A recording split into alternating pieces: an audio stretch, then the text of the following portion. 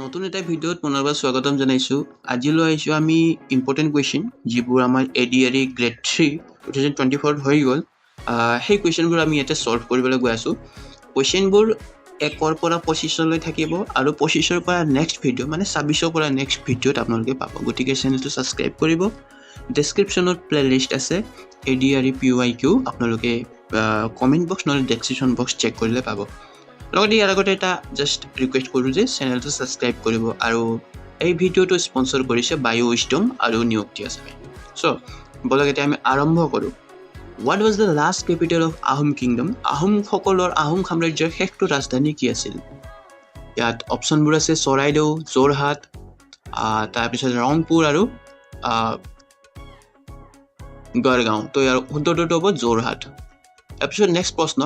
চাওক, আমি পোনপটীয়াকৈ ডাইৰেক্ট আমি কুৱেশ্যনবোৰ আৰু অপশ্যনবোৰ কৈ থাকোঁ, কাৰণ ধৰক ইয়াতে আমি টাইম লছ কৰিব নিবিচাৰোঁ কাৰো। 2 নম্বৰ প্ৰশ্ন। What was the name of the Srimanta Sankardev's grandmother? Srimanta শংকৰদেৱৰ আইতাকৰ নাম কি আছিল? তো আইদেউ আইতা, জয়মতী, খেৰসুতী আৰু চৰন্ধী। তো ইয়াৰ শুদ্ধ উত্তৰটো আমি সকলোৱে জানো, খেৰসুতী। Question 3. Who was known as the Lion of Mysore?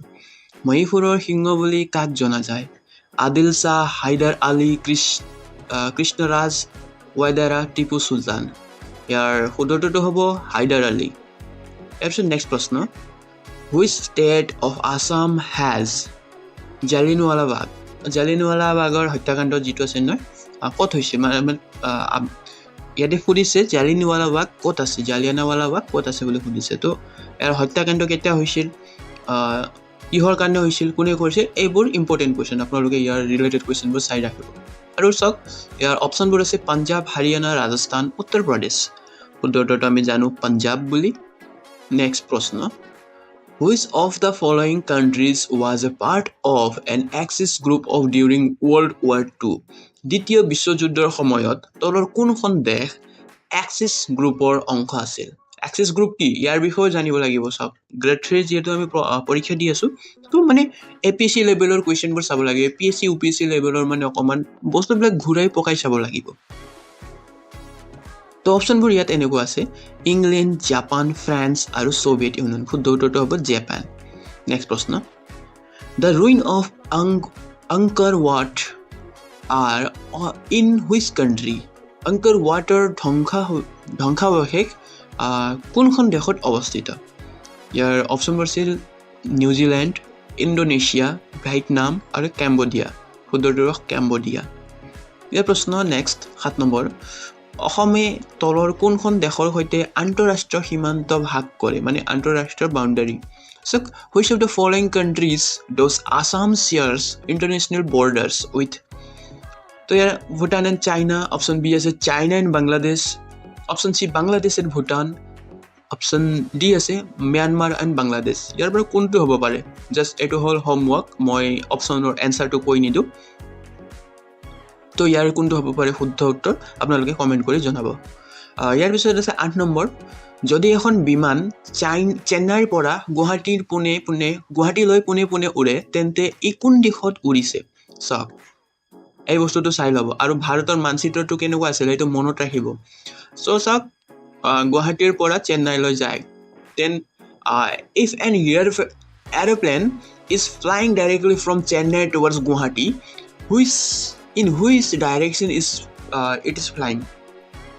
তো চেন্নাই ক'ত আছে আমি সকলোৱে জানো, দক্ষিণত চেন্নাই আছে।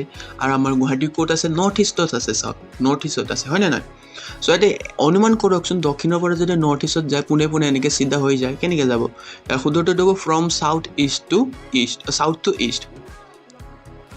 চ' ইয়াৰ পিছত নেক্সট প্ৰশ্ন। ভাৰতৰ পশ্চিমত ৰাজ্যখন কোনখন আছে? মানে ধৰক ইয়াতে ট্ৰান্সলেট কৰোঁতে অকণমান হেৰি হৈছে। What is the western most state of India? চৰি, মোৰে ভুল হৈ আছে, জিভাটো উলটি হৈ আছে কিন্তু। চ' ইয়াৰ অপশ্যনবোৰ আছে ৰাজস্থান, পাঞ্জাৱ, মহাৰাষ্ট্ৰ আৰু গুজৰাট। শুদ্ধটো আমি জানো গুজৰাট বুলি। আৰু ৱেষ্টাৰ্ণ মষ্ট পিছৰ মানে পশ্চিমত কোনটো আছে ৰাজ্য, সেইটো সুধিছিল। অ'কে, ইয়াৰ পিছত নেক্সট প্ৰশ্ন, তলৰ কোনটো শৃংগ হিমালয়ত অন্তৰ্গত নহয়? অন্নপূৰ্ণা, কেংটো আৰু আনামুদি কামেট। ইয়াৰ শুদ্ধটোত আনামুদিটো নহয়। গ্ৰেট বেৰিয়াৰ ৰিফ কোনখন দেশৰ ওচৰত কোনখন দেশৰ মহাদেশৰ ওচৰৰ সাগৰত অৱস্থিত? The great barrier reef is located in sea near which continent? Option A North America, Australia, Africa, Europe. শুদ্ধটো হ'ব অষ্ট্ৰেলিয়া। 12 নম্বৰ question, which of the following is mountain range of South America? তলৰ কোনটো চাউথ আমেৰিকাৰ এটা পৰ্বতমালা? Andes, Karakoram, Alps আৰু কাউকাছাছ। ইয়াৰ Andes পৰ্বতমালা হ'ব ইয়াৰ শুদ্ধ। নেক্সট প্ৰশ্ন, ইয়াৰ প্ৰশ্ন সুধিছে, the giant wave caused by the volcanic eruption of outwork under the sea are known as. সাগৰৰ তলত অগ্নেয়গিৰি বা উদগিৰণৰ বা ভূমিকম্পৰ ফলত সৃষ্টি হোৱা বিশাল ঢৌ কি বুলি কয়? জোৱাৰ ভাট্টা। চৰি, অসমীয়াত অপশ্যন নাই, তো ইয়াৰ শুদ্ধ উত্তৰ অপশ্যনবোৰ এনেকৈ চুনামি, চাইক্লন, বিজাৰ্ড আৰু লেণ্ডশ্লাইড। ইয়াৰ শুদ্ধটো হ'ব চুনামি। অ'কে, ইয়াৰ 14 নম্বৰ প্ৰশ্ন, ইয়াতে আপোনালোকে দেখিবলৈ পাই আছে। তো হু is the chairman of Rajya Sabha? ৰাজ্যসভাৰ চেয়াৰমেন কোন হয়? অপশ্যন আছে প্ৰাইম মিনিষ্টাৰ, তাৰপিছত আছে the vice president, the speaker of the Lok Sabha and president. শুদ্ধটো হ'ব the vice president. Who administrators of the oath of the office to the president of India? মানে ভাৰতৰ ৰাষ্ট্ৰপতি কোনে অফিচ অফ অথ দিয়ে, মানে শপত গ্ৰহণ কোনে কৰা সুধিছে? The prime minister, the chief justice of Delhi high court, the chief justice of supreme court, the speaker of Lok Sabha. শুদ্ধটো হ'ব the chief justice of supreme court. অসমৰ তলত কোনটো বাদ্যযন্ত্ৰ সাধাৰণতে বাঁহেৰে নিৰ্মিত? চাওক, দবা, মৃদংগ, দোতাৰা আৰু টকা। এইটো টকা ধৰক বাঁহেৰে বনোৱা এনেকুৱা থাকে ন, আমি বিহুত টকা বজাওঁ, তো এনেকুৱা এটা থাকে বাঁহৰ, ধৰক এনেকুৱা থাকে ন, মই বনোৱাটো হোৱা নাই ঠিক।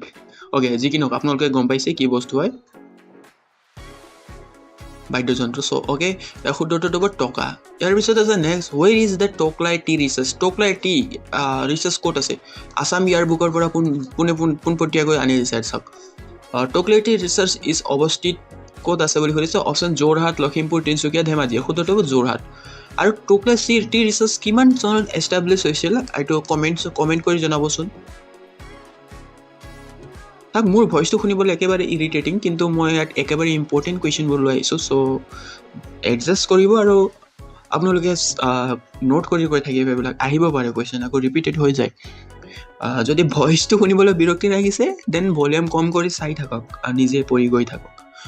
ইয়াৰ পিছতে চাওক, দ্য গীতা প্ৰেছ এই ইউনিট অফ গোবিন্দ ভৱন কাৰ্যালয় ইজ লোকেটেড। গীতা প্ৰেছ যিটো আমাৰ মানে বহুত কিতাপ আমি পাওঁ নহয় গীতা প্ৰেছৰ পৰা বনোৱা, মানে ক'ত আছে বুলি সুধিছে? অপশ্যনবোৰ এনেধৰণৰ আছে, উত্তৰাখণ্ড, হিমাচল প্ৰদেশ, মহাৰাষ্ট্ৰ, উত্তৰ প্ৰদেশ। শুদ্ধটো উত্তৰ প্ৰদেশ। ভাৰতীয় সংসদত পূৰ্বজাননী নিদিয়াকৈ প্ৰশ্ন বিষয় উত্থাপন কৰিব পৰা 1 ঘণ্টীয়া সময় কি বুলি কোৱা হয়? ইয়াৰ শুদ্ধটো হ'ব 0 hour. Who is the chairman of NITI Aayog? নীতি আয়োগৰ কোন হয়? এইটো আমি সকলোৱে জানো, প্ৰাইম মিনিষ্টাৰ। তাৰপিছত চাওক, নুমলীগড় ৰিফাইনেৰী অসমৰ কোনখন জিলাত? নুমলীগড় ক'ত আছে? চাওক, এইটো সুধিছে, আছাম ইয়াৰ বুকৰ পৰা আহিছে। চ' আছাম ইয়াৰ বুকৰ আমি ভিডিঅ'বোৰ বনাইছোঁ দেই, আছাম ইয়াৰ বুকৰ আমি কমপ্লিট ভিডিঅ' বনাম আৰু বনাই আছোঁ আমি। আপোনালোকে চেনেলটো ছাবস্ক্ৰাইব কৰিলে পাব আৰু চেক কৰিলে পাব ভিডিঅ'বোৰ। আৰু শুদ্ধটো হ'ব গোলাঘাট। আন্তঃৰাষ্ট্ৰীয় উৎসৱ কুল্লু দশেৰা কোন ৰাজ্যত পালন কৰা হয়? হিমাচল প্ৰদেশ। কুল্লু মনালী ক'ত আছে? চাওক, কিছুমান মানে ধৰক অপশ্যনৰ পৰা জানানে কুল্লু মনালী ক'ত আছে? তো হিমাচল প্ৰদেশ এনেকুৱা ওলাব লাগিব। চ'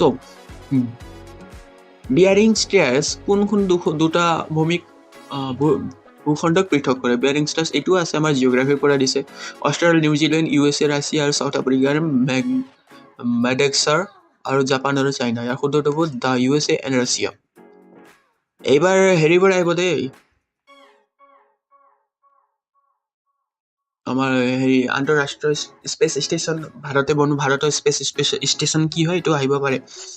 ইয়াৰ পিছত নেক্সট আছে চাওক, শংকুৰাজ কোঁৱৰ গোৱা আলাকান্নাত শংকুৰাজ কোঁৱৰ ইংলিছত লিখা আছে ন অকণমান হেৰি হৈ যায় শংকুৰাজ কোঁৱৰে গোৱা আলাকান্নাত গীতৰ লিৰিক্স কোনে লিখিছিল তন্ময় কেপ্টেইন আৰু সনিধিয়া ভূঞা জয় বৰুৱা মাৰ্টেট পেটাৰ ইয়াৰ শুদ্ধটো হ'ব মাৰ্টেট পেটাৰ ইয়াৰ শুদ্ধটো অপশ্যনটো আছে অন্তিম প্ৰশ্ন চাওক The real name of the crime thriller writer of Ranju Hazarika Ranju হাজৰিকাৰ প্ৰকৃত নাম কি আছিল সত্যনাথ বৰা পবিত্ৰ কুমাৰ ডেকা হীৰেণ গোহাঁই আৰু কুমুদ চন্দ্ৰ হাজৰিকা শুদ্ধটো হ'ব কুমুদ চন্দ্ৰ হাজৰিকা চাওক আকৌ মই আপোনালোকক জনাই দিওঁ আমাৰ চেনেলটো ছাবস্ক্ৰাইব কৰিব